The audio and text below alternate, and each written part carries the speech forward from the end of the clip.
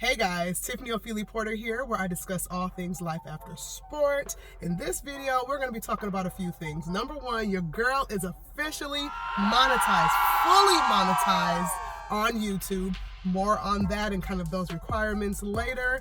And I want to share the 12 things that I've kind of learned along the journey to monetization. And now, as I consider myself a full-fledged YouTuber, kind of some of the lessons that I think you can also take away from my journey and why maybe you should start your YouTube channel. So if that sounds interesting, keep on watching. Motherhood with medals on her chest, she's proven her greatness, knows no rest, representing the countries with pride she stands.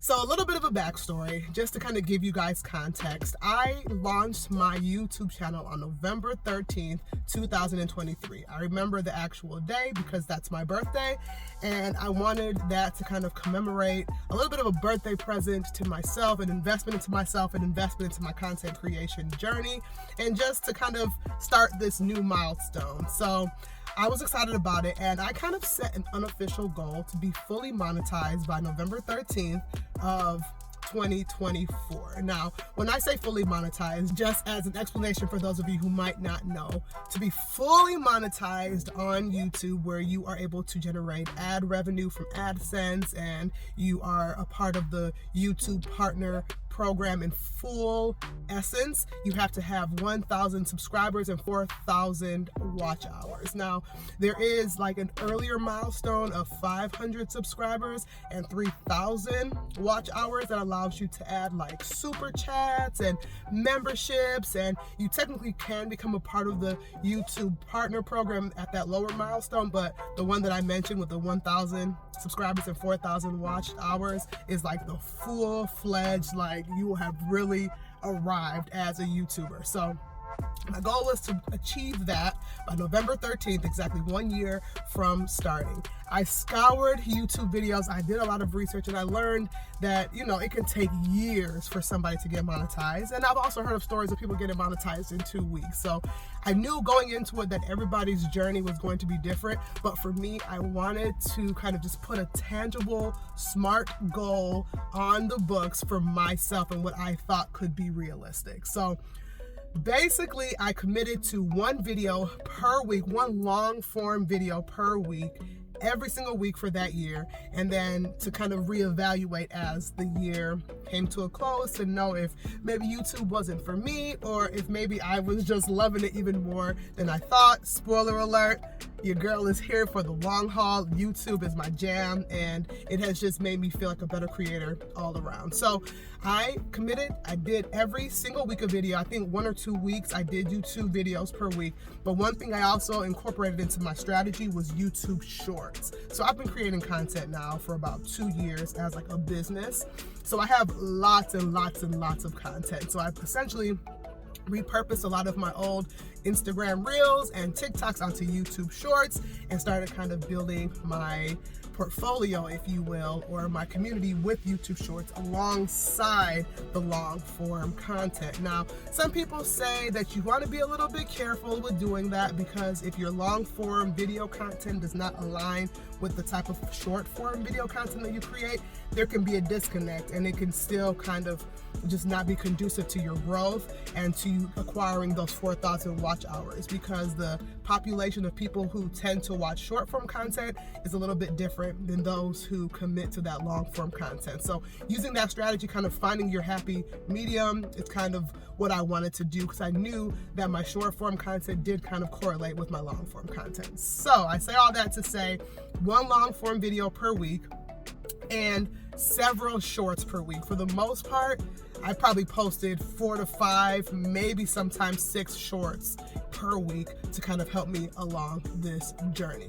So that kind of is a perfect segue into number one thing that I learned on this journey, and that is that consistency is key. Now, I know when you listen to those gurus about how to grow on YouTube, how to become a YouTuber, everybody talks about consistency.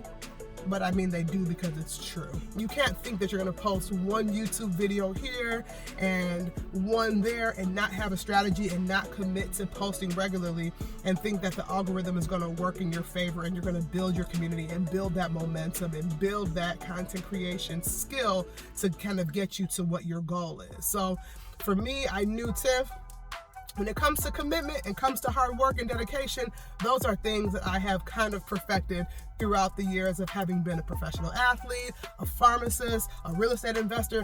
Nobody's gonna outwork me, okay? I might, sometimes struggle with the execution in the long run because I might be distracted or I might have to kind of meet deadlines and stay up a little bit later to get it done, but Tiffany Porter is gonna get it done. So the consistency is really, really key. And that is one thing that I learned that has really helped me along this journey. When you are consistent, it builds engagement and it really does boost your audience. It just helps people know that they can rely on you to show up with useful content that is going to help them, because at the end of the day, nobody cares about just watching your life and watching about your wins and it's all you. You want to cater to your audience and give them the type of content that you know is going to benefit them in some way. Now that can sometimes be education, it can be entertainment, it can be advice, it can be a lot of different things, but at the end of the day, I wanted every single piece of content that I put out to be the absolute best quality that I could produce and to give immense value to my audience. When you develop that posting schedule, it really does foster viewer loyalty. Now, I told you before that my strategy was one video per week. I kind of settled on Sunday being my long form video content days based off of my analytics, and then throughout the week, shorts were just kind of going consistently. 2, niche selection matters. Now, this one, I do have a little bit of imposter syndrome sitting up here and talking about it because I do believe that I'm still trying to figure it out. And I feel like a lot of YouTubers, as they go along their journey, whether you're new, intermediate, or you're a seasoned content creator, you're kind of always figuring it out. But for me, I just wanted to kind of start my journey talking about marriage, motherhood. I wanted to vlog and kind of show a little bit of behind the scenes. And I knew that sister locks, I wanted to talk about that because I did feel like there was a gap in the industry and people creating that type of content that I could offer value in that space. And when I tell you, out of all of those things, my niche kind of found me. It seems like when I go and analyze my analytics, my sister lock content tends to perform the best. So I want to ensure, again, that I'm offering value. I love talking about sister locks. Maybe I can do that all day, every day. So it aligns with my interests and it aligns with what my audience is here for. So I do think that's very important to kind of start off with an idea of the type of content you want to create when you have your YouTube video and kind of allow your people, the analytics, your natural interests, your propensity, and all of these things to kind of dictate what direction you're going to land on. So right now, if anybody asks me what my YouTube page is about, a key pillar of my content is talking about sister locks. So that is just something to keep in mind. And with everything, although you don't want to over niche, so I don't necessarily think I want to turn this into a fully sister locks page because there's a lot of other things that I think I can offer value in, and I have a lot of other interests.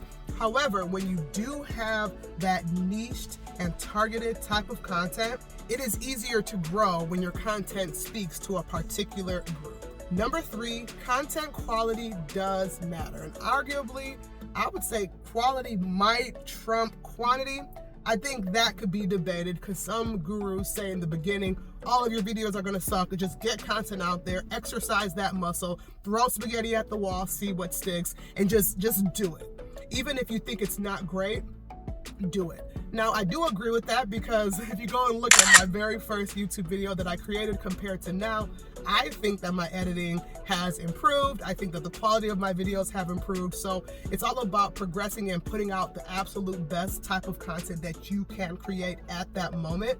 However, there has to be a balance with you still being consistent. If you are spending 3 months editing a video because you want it to be perfect, that's 3 months wasted that you could have been posting content and getting better. Now, I will say the higher the quality of your video, the more engaging it's going to be for your viewers in terms of audio, visual, and editing.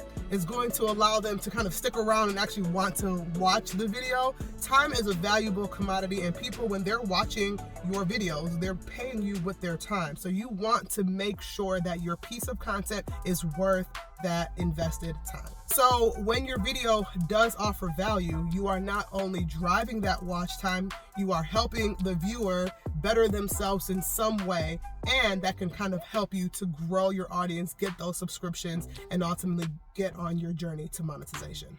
Number 4, one thing that I learned kind of speaking the YouTube language is even understanding what it means to even be monetized. I didn't know what AdSense were.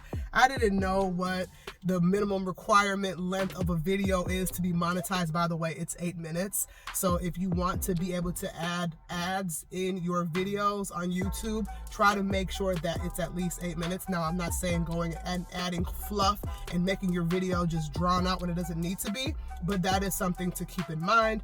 And just knowing that 1,000 subscribers and that 4,000 watch hours is the minimum threshold. Now, for me personally, I acquired my 1,000 subscribers a lot sooner than I got those 4,000 watch hours. So some people do argue that it's harder to get the watch hours than the subscribers, but I've also heard some YouTubers say that it was a different, like the opposite scenario in their case. So everybody's journey to monetization is different, but at the end of the day, understanding what YouTube's requirements are is going to help you along that journey. Number 5, engagement builds community. So I have never really understood those YouTubers or influencers or content creators or bloggers that think they're too big to respond to comments or DMs or questions, because at the end of the day, nobody owes you anything. People don't have to be a part of your community.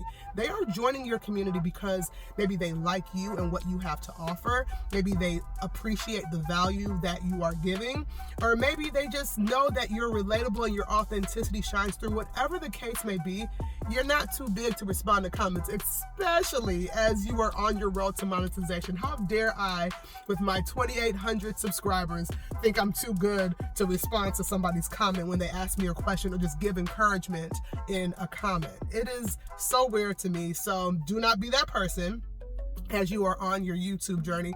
Engage with people, answer their questions, try to be helpful. Now, obviously some questions do take a little bit of time to, draft and to answer and to respond to, and I get that. So it might not necessarily happen within 10 seconds of somebody asking you a question or sending you a DM or asking for a request, but endeavor to try to respond to everybody. Everybody is valuable, and when they are a part of your community, they are there for a reason, so just continue to try to add value in that space.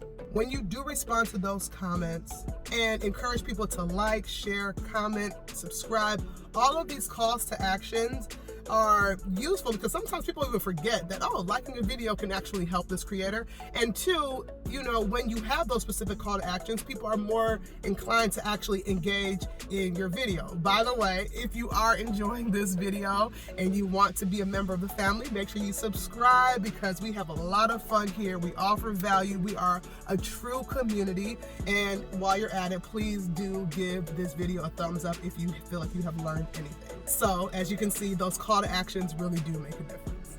Number 6 lesson that I've learned on my road to monetization, that titles and thumbnails are crucial. Eye-catching thumbnails and intriguing titles really do help to boost that click-through rate, which for those of you who don't speak YouTube, essentially that is just when you're scrolling on YouTube, there's some videos that don't even look interesting. The algorithm recommends them to you. You're like, no thanks, you keep on scrolling. And then some videos that stop your scroll and they say, let's see what this one is talking about. That when somebody clicks on your video, that's considered a click-through rate. The people who decide to scroll versus the people who stop and actually click on your video. And I need to go and look at my analytics and kind of, see what my click-through rate is. That is a analytic that a lot of YouTubers do focus on because it really does matter, and you can use that to better your thumbnails, better your titles. But with that, I do think there's a little bit of like human psychology that goes into it, because you have to think from a consumer's perspective. What type of thumbnail is going to capture what I'm trying to portray in this video that's going to be realistic to the actual video? Because everybody hates clickbait. Nothing I hate more than clicking on a video and you give me something else. That's the quickest way for me to keep on scrolling or to exit out of your video.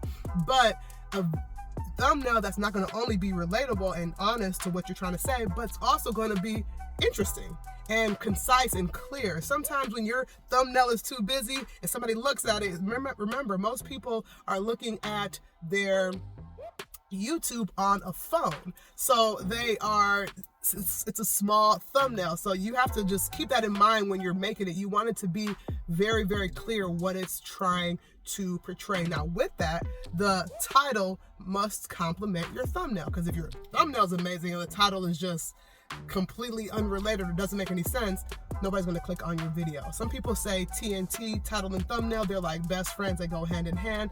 And some big creators I've heard don't even create a video until they have created their thumbnail vision and title, because they say if it's not going to be if they can't create a good title from this video, it's not worth me sitting down there to create the video. You don't want to spend all of that time, creating this content for nobody to even click on and watch your video. That's not going to help you on your monetization journey. So definitely keep that in mind, that the same amount of energy that you're using to create the video, you need to put that same effort into your title and your thumbnail.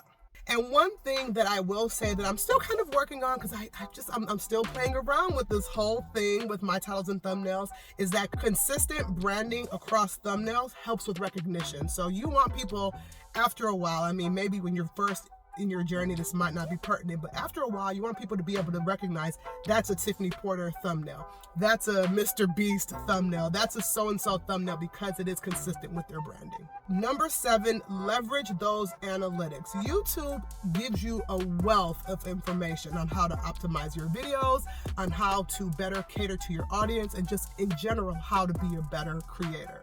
From understanding audience retention, traffic sources, and the demographics of your audience, all helps to optimize your content. So yes, there's so much information. Some of those analytics that they provide, I'm still even learning what they mean, but I do definitely take a time to really understand what it is that is going to help me create the best video that I absolutely can create, and to use every single video as a data point to help me improve and get better the next one. People think creating YouTube content and being a content creator is just easy until they go and they try to do it, and then try to do it consistently, and they realize just how much work and effort goes into the process. When you do analyze which videos perform well, which ones don't, it allows for replicating success. So pretty early on, after my first couple of YouTube videos where I talked about sister locks, I was like, okay, the girlies are liking these sister locks videos, I got you. And here we are. Like I told you before, one of my pillars now is sister locks content. So sometimes in those early stages, like I said, throw that spaghetti at the wall, figure out what type of content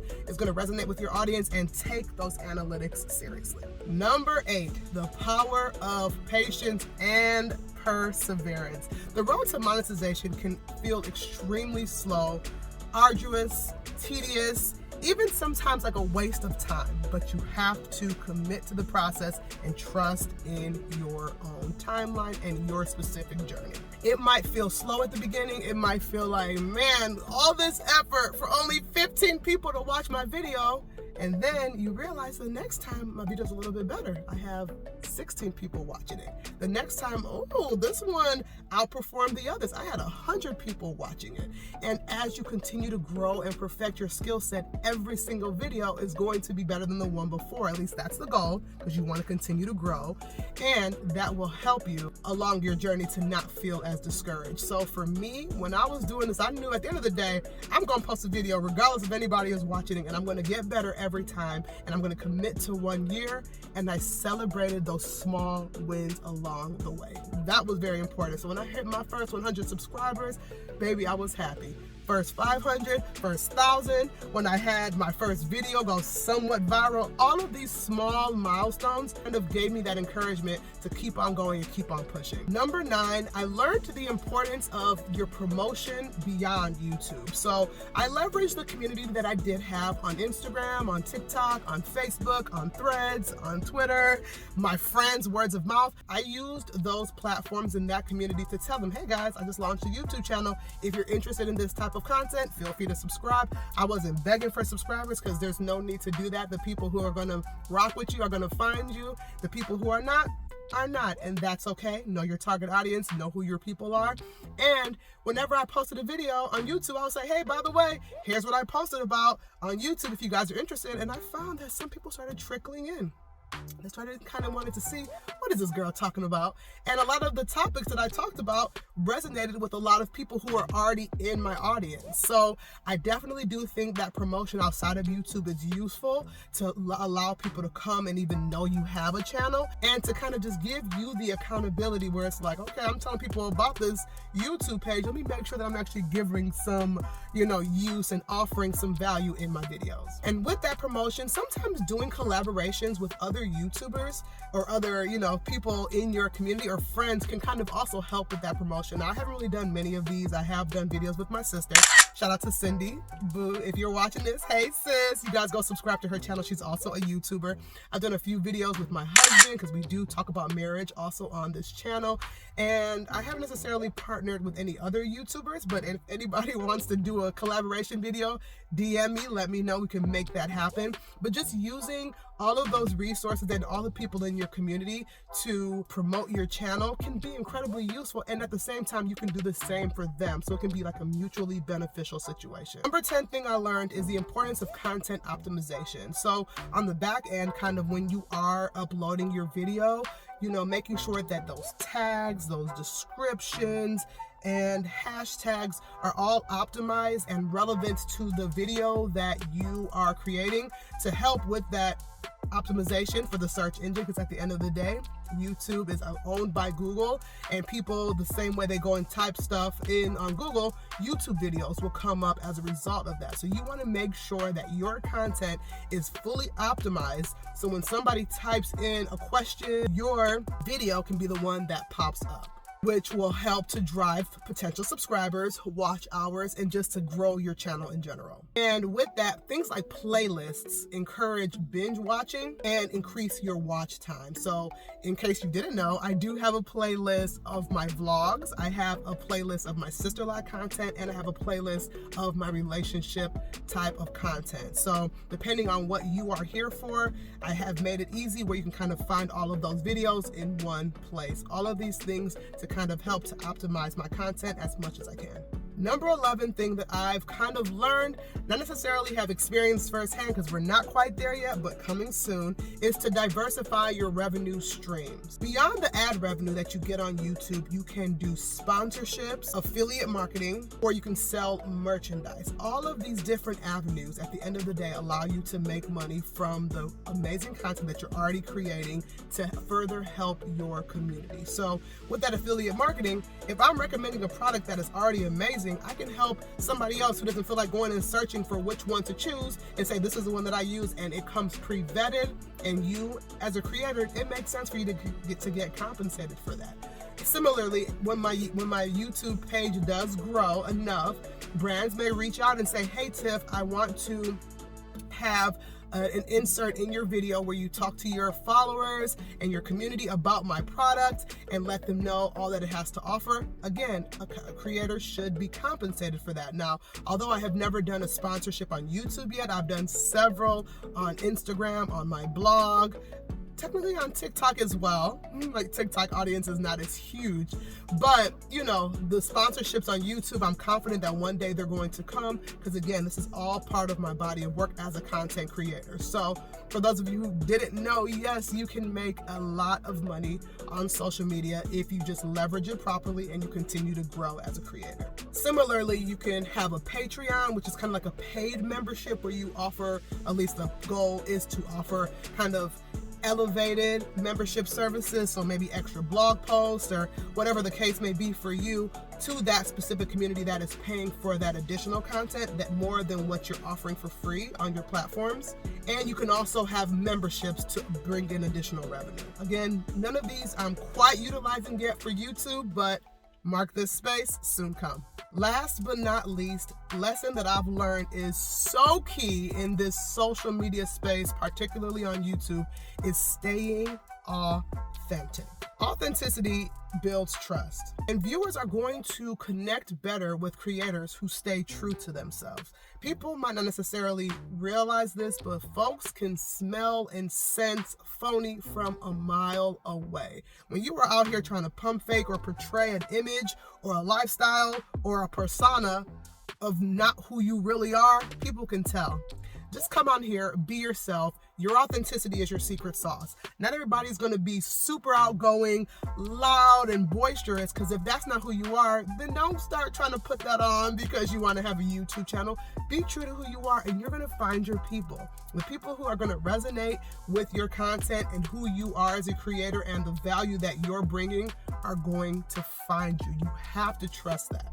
Sometimes I think people think that YouTubers have to be these big, larger-than-life personalities to be successful. And if that's one thing that I've learned on my journey, is that I have found all different types of personalities here thriving, winning, monetizing, and just doing just fine because they know the importance of remaining true to themselves. And honestly, one thing that I just want to remind you is avoid chasing those trends that are not in alignment with your brand or your personality or just what you want to portray on social media. Not every trend is meant for everybody, and as tempting as it can be, because sometimes you want to ride that wave, you want to get those subscribers, you want to get those watch time hours, and sometimes you'll be tempted to kind of step outside of what is true to you.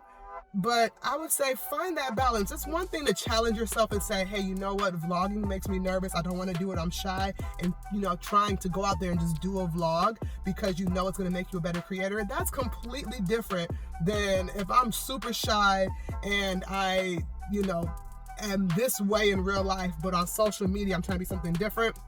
You're not going to be able to maintain that forever, and people are going to be able to tell. So I hope you guys enjoyed this video. I would love to know if any of these lessons that I've learned along my monetization process surprised you, if any of them resonated with you more than the other, and I would love to chat with you down in the comments. I literally respond to everybody in my comments, so never ever feel shy to comment, send me a question, say what's up, whatever the case may be, because we are a community, and I genuinely do believe that with all of my heart. If you made it through this video, it kind of ended up being a little bit longer than I thought it was going to be. I appreciate you for watching. I appreciate you guys for being here. If you like content like this, make sure you subscribe, like, and comment, and I will see you guys in the next video. Peace.